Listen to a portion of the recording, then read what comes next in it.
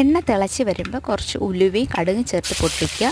ചതച്ച് വെച്ചിരിക്കുന്ന ഇഞ്ചി, വെളുത്തുള്ളി, ചെറിയ ഉള്ളി ചെറുതായിട്ട് അരിഞ്ഞത് എന്നിവ ചേർക്കുക. എന്നിട്ട് അത് നന്നായിട്ട് മൂക്കുന്നത് വരെ ഇളക്കുക. കുറച്ച് കറിവേപ്പിലയും കൂടെ നമ്മളിവിടെ ആഡ് ചെയ്തിട്ടുണ്ട്.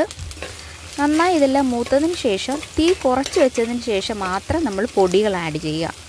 മുളക് പൊടി, മല്ലിപ്പൊടി, മഞ്ഞൾപ്പൊടി എന്നിവയാണ് നമ്മൾ ചേർക്കുന്നത്. ഇവ മൂന്നും നമ്മുടെ വീട്ടിൽ പൊടിച്ചതാണ്.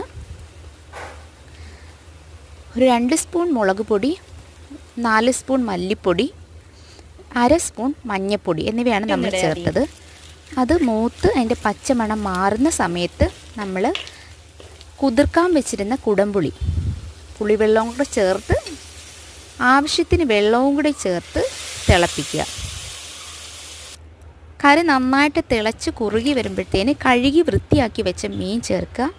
ഒന്ന് ഇളക്കി കൊടുക്കുക, അരപ്പ് മീൻ പിടിക്കുന്നതിന് വേണ്ടിയിട്ട്. തിളയ്ക്കുന്നത് വരെ വെയിറ്റ് ചെയ്യുക.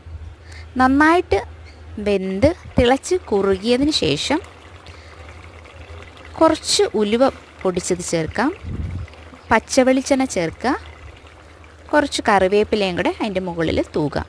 അപ്പം നമ്മുടെ മീൻ കറി റെഡി.